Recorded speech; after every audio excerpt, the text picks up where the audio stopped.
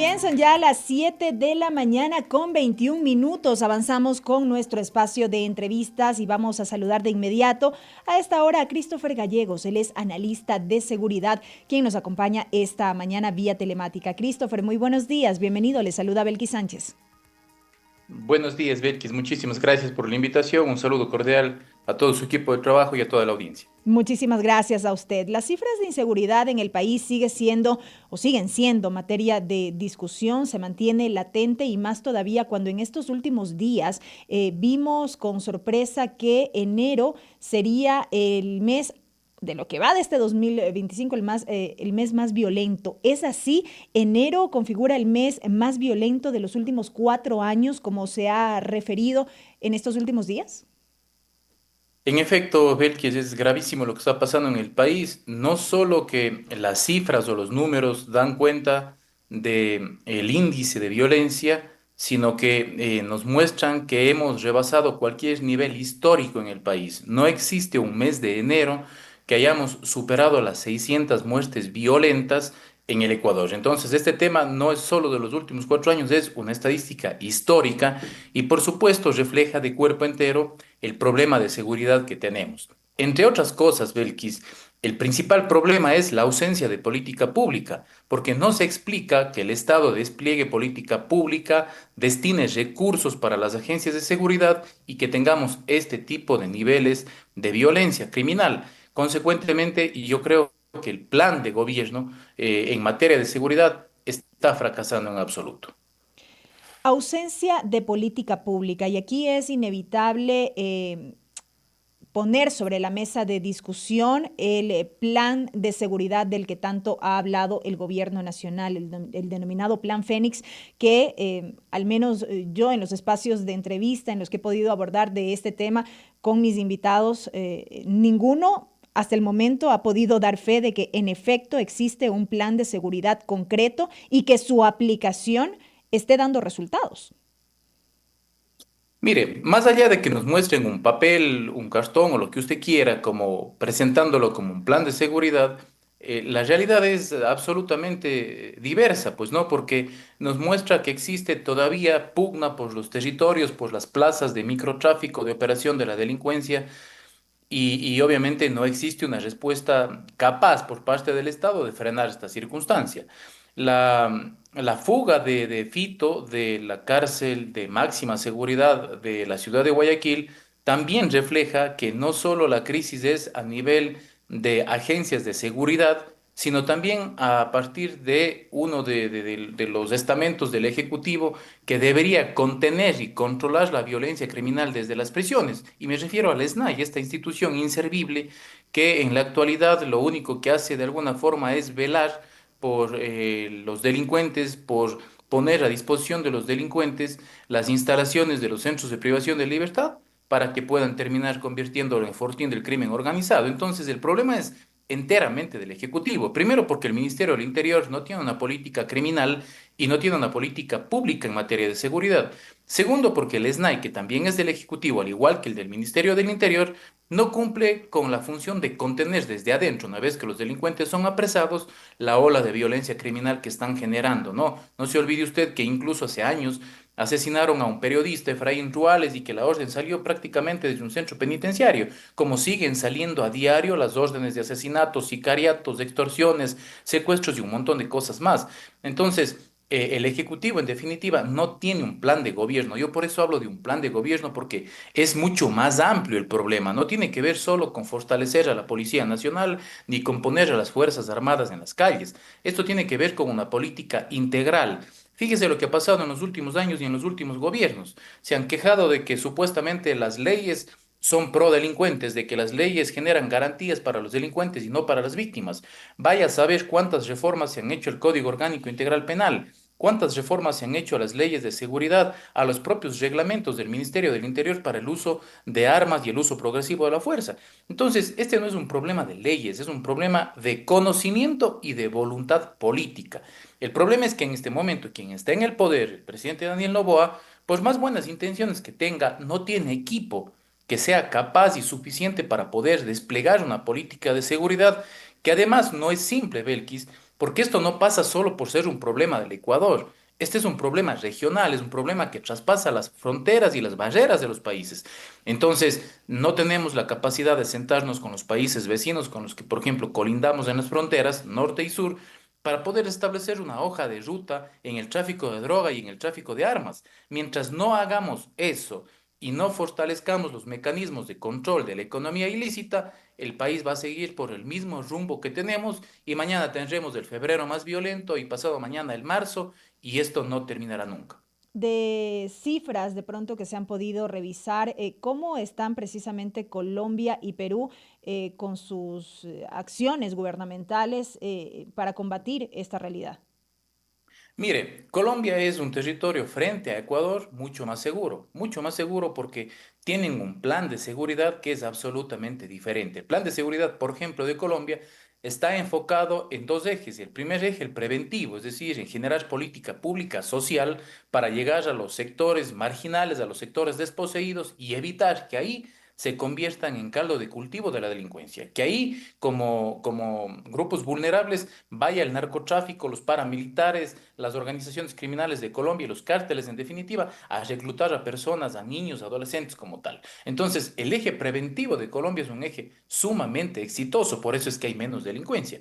Y segundo, el eje represivo, que de alguna forma también se vale de la política de las Fuerzas Armadas. Usted conoce que el presidente Petro ha dispuesto básicamente que las Fuerzas Armadas hagan redadas, hagan patrullajes permanentes, y ya no solo en las zonas fronterizas o donde existen presencia de grupos disidentes, por ejemplo de las FARC, sino también en las urbes como tal. Y eso genera de alguna forma una capacidad y una fuerza de reacción, de respuesta y de represión efectiva frente al delito. En números, Belkis, nosotros somos uno de los países más inseguros de América Latina y uno de los países más inseguros del mundo. Tenemos algunas ciudades que en este momento, que ahora mismo, conforme el nivel de habitantes que tenemos, están consideradas dentro de las 10 más peligrosas del mundo.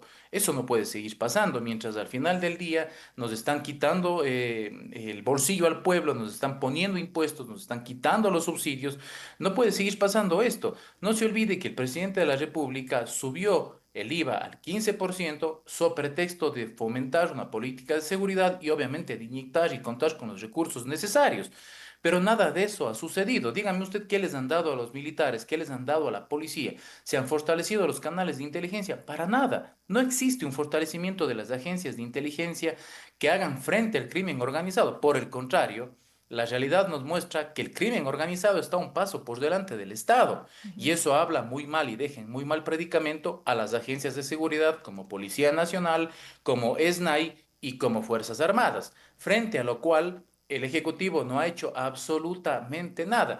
Mire, es un secreto a voces que el crimen organizado, la narcodelictividad, logró infiltrar las instituciones del Estado. Todas. Hablo de fiscalía, hablo de función judicial, pero lo más grave, las agencias de seguridad, porque ahí está la información sensible de los operativos. Y en ese Entonces, sentido, Christopher, si eso me explica. permite, y en ese sentido, sobre la base de esto último que usted ha dicho, tomando en cuenta esa realidad y tomando en cuenta que estamos hablando de un fenómeno transnacional, ¿qué garantiza en cierta medida que un plan concreto de política criminal sea efectivo para el combate a la inseguridad y el crimen organizado, en el punto ya en el que nos encontramos? Mire, una decisión responsable sería que los presidentes se sienten a conversar, que los presidentes hagan un acuerdo binacional con miras precisamente a tratar diferentes fenómenos que terminan generando incidencia directa en el crimen organizado. Por ejemplo, el fenómeno de la migración. Pero el problema que tenemos es que tenemos presidentes en este momento que encaprichados y ensimismados no quieren dialogar con sus homólogos a nivel internacional, que Por temas tienen ideológicos, discrepancias o políticos. divergencias políticas. Ujú. Entonces, este tipo de circunstancias dificulta la articulación de una política pública internacional. El tema de la división en ideologías entre derechas, izquierdas o lo que usted quiera, termina de alguna forma generando un perjuicio para la sociedad, para los pueblos que son los que sufren directamente los embates de la delincuencia. Entonces, el capricho de un presidente de la República no puede estar por encima del interés del pueblo. El interés del pueblo es superior. El interés del pueblo demanda que ese presidente de izquierda o de derecha se siente a conversar y a generar políticas que, insisto, vayan más allá de las fronteras para poder tratar el fenómeno migratorio, el tema del lavado de activos, la salida de capitales, la compra de bienes inmuebles, la creación de empresas fachada. Entonces, mientras no tengamos esa decisión, insisto, política y a un político maduro sentado en Carondelet, no tenemos opción para poder salir, por lo menos a corto plazo, de esta grave crisis que enfrentamos. Hemos hablado hasta el momento, Christopher, de la falta de acción, por así decirlo, por parte del actual gobierno en esta materia. Ahora que nos encontramos en plena campaña política, en pleno proceso electoral y estamos ya a días de ir a las urnas justamente, ¿cómo ha visto usted desde su óptica, desde su experticia, las diferentes ofertas y planteamientos por parte de los candidatos en materia de seguridad? Mire, yo creo que el tema de la seguridad desde hace algunos años viene jugando un rol protagónico en los planes de gobierno que proponen los candidatos a presidentes de la República. Y claro, como era de esperarse, todos creen tener la solución para frenar la ola delincuencial que atraviesa el Ecuador. Sin embargo, ninguno nos da una alternativa clara de cuáles serán por lo menos los tres pasos simultáneos o secuenciales que se sigan cuando se sienten en Carondelet, si ese sería el caso como tal.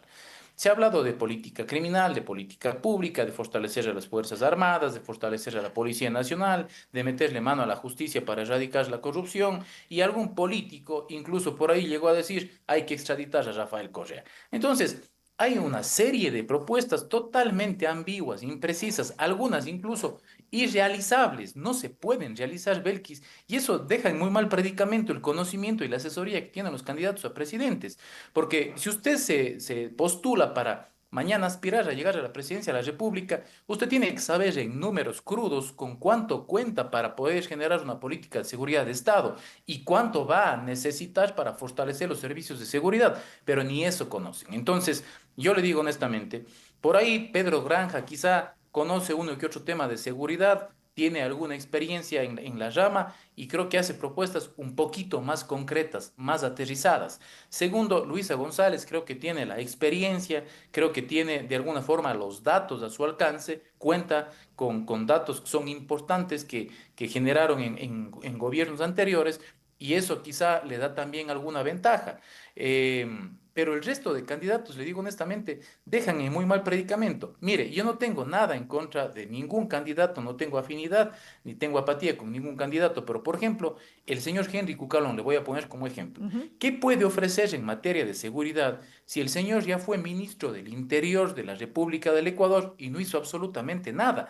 De hecho, en el periodo en donde fue ministro del Interior empezó la debacle y el descalabro del sistema de inteligencia del Ecuador como tal. Entonces, tenemos esa clase de candidatos que, insisto, a más de no tener políticas y propuestas claras, no tienen las credenciales, Belkis, y la gente está obnubilada. Por eso yo hago una invitación para que la gente vote de manera consciente. Yo no digo voten por A o por B, simplemente voten de manera consciente, porque al final del día, ahorita todo el mundo está contento con el color de una bandera, Ujú. pero mañana, cuando ya dejan de ser candidatos y pasan a ser autoridades, se olvidan del pueblo y quien sufre los embates de la delincuencia y de todos los fenómenos problemáticos que tenemos en el país es el pueblo. Entonces es el pueblo el que tiene que reflexionar. Los políticos están ahí y siempre estarán.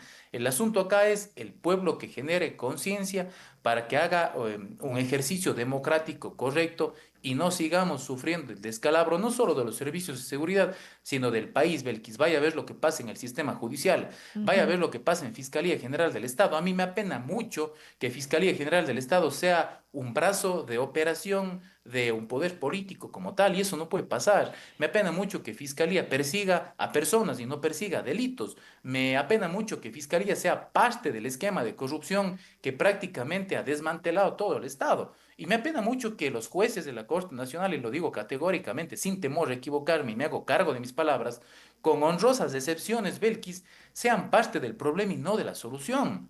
Entonces, estamos en un país en donde, insisto, las crisis, porque no hay una sola crisis, sino son las crisis, creo que sobrepasan las capacidades del Ejecutivo, sobrepasan las capacidades del gobernante y creo que esto tiene que venir incluso desde adentro. Tenemos de alguna forma que cambiar esta situación. Sobre el baratillo de ofertas, de lo cual hablamos, hemos escuchado, por ejemplo, referir a candidatos aspectos como la cadena perpetua, la pena de muerte, el endurecimiento de las penas a través de nuevas reformas al Código Orgánico Integral Penal.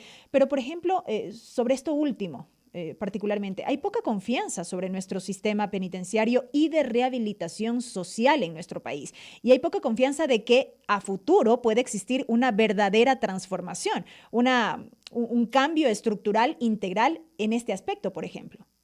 Mire, Belkis, precisamente por eso yo decía que hay propuestas que son irrealizables, por ejemplo, la pena de muerte o la cadena perpetua. Nosotros tenemos, más allá de la Constitución y de los candados normativos internos, suscrito algunos convenios internacionales que no permitirían aplicar aquello. Entonces, venir y pararse un atril y generar una propuesta de esa naturaleza, o sea, dejen muy mal predicamento a los candidatos que no están ni siquiera inteligenciados de lo que realmente se puede hacer si llegaran a ser presidentes. Eso de plano hace que tengamos que descartarlos. Sobre el tema de cómo vemos el futuro del sistema de rehabilitación, del sistema de justicia, en definitiva, Belkis, yo creo que es grave, ¿no? No tenemos un futuro prometedor, por lo menos de la mano de las políticas públicas que ya hemos vivido durante los últimos meses. El presidente de la República, insisto, puede tener muy buenas intenciones y yo creo que de hecho así es, pero no alcanza con buenas intenciones porque ha demostrado improvisación en la designación de ministros, sus ministros han demostrado improvisación en la ejecución de política pública, en la ejecución incluso de los planes presupuestarios y financieros de sus propias carteras de Estado. Entonces, ni siquiera se han gastado todo el dinero que tenían para invertir, han tenido que devolver al fisco al final de la jornada fiscal y eso es grave porque al final del día esos recursos son del pueblo, esos recursos se desperdician, deberían ir destinados a políticas sociales, a políticas públicas que de alguna forma generen esa serenidad que el pueblo necesita. En materia de justicia necesitamos cambiar a los jueces, pero no solamente esto es así. Hay jueces que han sido permeados por el narcotráfico, que le hacen el lobby a la delincuencia organizada, y esa es una realidad. Pero la realidad también tiene que trasladarse a Fiscalía General del Estado, porque acá Fiscalía sale de alguna forma avante diciendo que la corrupción está enquistada fundamentalmente en los jueces, y no es así. También hay fiscales corruptos que tendrán que ser depurados. Lo propio con las agencias de seguridad, Policía Nacional y Fuerzas Armadas, y exactamente igual, Belkis, con el SNAI. Hay que fomentar una política de resocialización verdadera con los presos. Mantenemos este diálogo con Christopher Gallegos, él es analista de seguridad con quien hablamos justamente acerca de las cifras de inseguridad en nuestro país, así como también el análisis respecto de las diferentes ofertas, planteamientos como parte de los planes de gobierno de los candidatos que ahora mismo corren por la presidencia de la República a propósito de las elecciones generales previstas para el próximo 9 de febrero. Se había congelado la imagen, ya lo tenemos nuevamente a Christopher Gallegos. Gracias, Belkis. Decía entonces que tenemos que fortalecer los canales de seguridad, tenemos que depurar la administración de justicia, sacando los malos elementos, jueces y fiscales, y obviamente generando mecanismos de control y de confianza para los que vayan a ingresar, porque si no, vamos simplemente a cambiar del diablo, pero el infierno va a seguir siendo el mismo. Entonces, tenemos que fomentar un cambio estructural. Lo propio pasa con la política de rehabilitación social, Belkis. Hay que generar una política de resocialización que valga la pena. Hay que de alguna forma sacar los tentáculos de la Policía Nacional y de las Fuerzas Armadas de los centros de privación de libertad, porque el único camino es poner psicólogos, sociólogos que ayuden a estas personas de alguna forma a encontrar un camino. Hay dos clases de delincuentes con los que se tiene que trabajar al interior de las prisiones.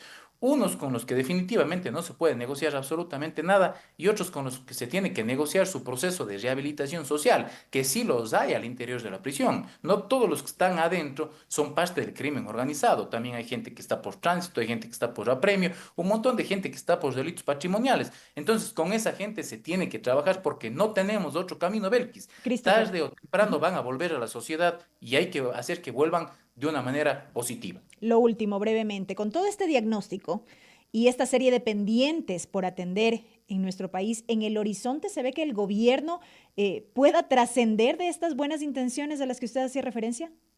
Mire, cualquier gobierno, Belkis, cualquier presidente, sea de derecha o de izquierda, y lo digo categóricamente, puede sacar adelante el país. Esto no se trata de ideologías o de polos opuestos. Ujú. Siempre que tenga un equipo de asesores y un equipo de técnicos que estén a la altura de las demandas del pueblo ecuatoriano. Por ejemplo, en materia de seguridad, el presidente de la República debería buscar apoyo internacional con las personas que están acá en este momento dirigiendo o regentando la política pública de seguridad. No alcanza. Ok, un año ya nos equivocamos. Necesitamos de alguna forma abrir las fronteras para que entre otro tipo de inteligencia al país, otro tipo de tecnología al país. Si un presidente, insisto, de derecha, de izquierda, de centro, conservador, lo que usted quiera, el día de mañana tiene esa voluntad, esa madurez y esa decisión política, el país va a salir de la crisis. Caso contrario, si seguimos con políticos inmaduros y caprichosos que confían solamente en el amigo del barrio, el país va a seguir penosamente condenado al fracaso. Christopher, muchísimas gracias por estos minutos en esta entrevista. Gracias, Belkis. Un abrazo, saludos a la audiencia. Lo propio.